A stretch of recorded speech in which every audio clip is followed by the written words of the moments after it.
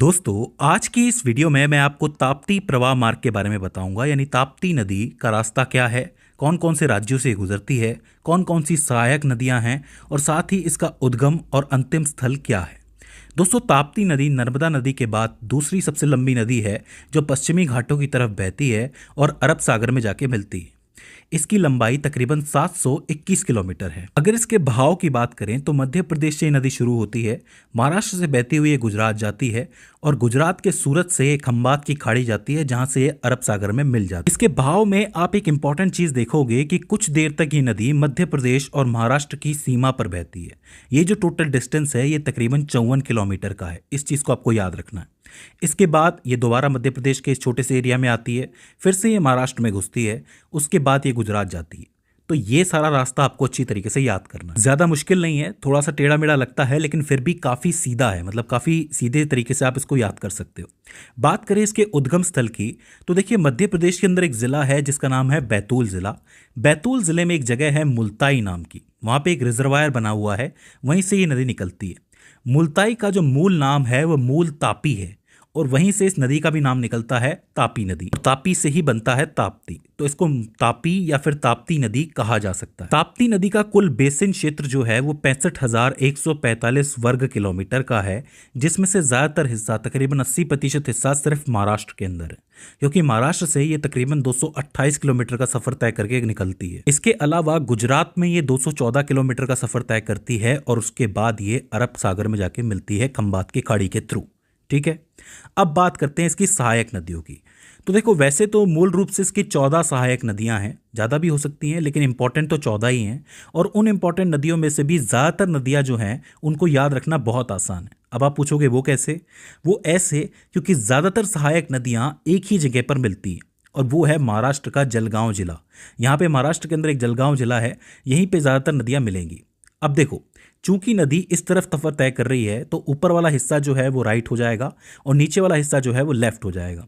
अगर बात करें राइट साइड की तो राइट साइड से 4 नदियां इसके अंदर आकर के मिलती हैं। सबसे पहले आती है सुक्की नदी, जो कि इससे मुक्ताई नगर तालुका में मिलती है, चांद देव के अंदर। ठीक है, इंपॉर्टेंट नदी है, थोड़ी छोटी है लेकिन इंपॉर्टेंट है।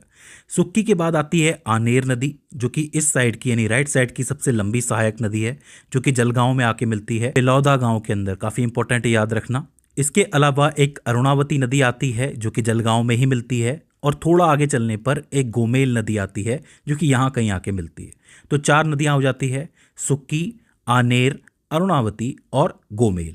बात करें लेफ्ट साइड की नदियों की तो लेफ्ट साइड में 4 ऐसी नदियां हैं जो जलगांव के पास आके मिलती हैं। एक है पूर्णा, जो कि इस तरीके से चलती हुई आती है। एक है गिरना, जो कि थोड़ी ऐसे चलती आती है। आप देखोगे दोनों की दिशा अलग अलग लगती है, ये इधर से आ रही है, एक इधर से आ रही है। एक है बोरी नदी और एक है पंजरा नदी। तो इन चारों को याद रखना आसान है, पूर्णा, गिरना, बोरी, पंजरा। ये चारों ही जलगांव में आके मिलती हैं। तो आप ये चीज़ समझ सकते हो कि जलगांव एक ज़िला है, उसमें कई सारे गांव हैं जहां ये नदियां आके मिलती हैं ताप्ती नदी से। तो आप जलगांव के लिए कितनी नदियां याद रख सकते हो? यहाँ से लेफ्ट से तो आप पूर्णा याद रख सकते हो, गिरना, बोरी और पंजरा। ऊपर से आप याद रखोगे आनेर, सुक्की, अरुणावती। तो 7 नदियां तो जलगांव में ही आ रही हैं। इधर से एक गोमेल बचती है और यहीं से कहीं से एक अमरावती बचती है। अब इसी में 2-3 नदियां और है जो छोटी सी हैं, जैसे कि सिपना और मोना। सिपना और मोना वो नदियां हैं जो साइड से आती हैं, लेकिन ये आपके जलगांव में नहीं मिलती है, ये मध्य प्रदेश के एरिया में ही कहीं मिल जाती हैं। तो इन्हें भी आपको याद रखना है।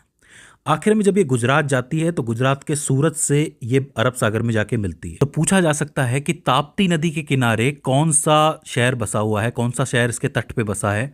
तो आप कह सकते हो सूरत। बाकी जलगांव भी काफ़ी इंपॉर्टेंट है, इसको भी आप याद रखना। तो इस तरीके से ताप्ती नदी आगे बढ़ती है। अब देखिए, सभी नदियों में से ताप्ती नदी मुझे बहुत ईजी लगती है क्योंकि इसको याद रखना बहुत आसान है। ज़्यादातर नदियाँ जलगांव में मिल रही हैं। अगर आप जलगांव वाली नदियाँ भी बता देते हो ना तो भी आपका काम हो जाएगा। ठीक है, तो दोस्तों मुझे उम्मीद है कि इस छोटी सी वीडियो से आपको हेल्प मिली होगी। अगर इसके बाद भी इसके अंदर आपको कोई कन्फ्यूजन आती है, कोई क्वेरी आती है, तो आप हमें कमेंट सेक्शन के अंदर बता सकते हो। तो दोस्तों, आज की इस वीडियो के अंदर बस इतना ही। See you in the next one.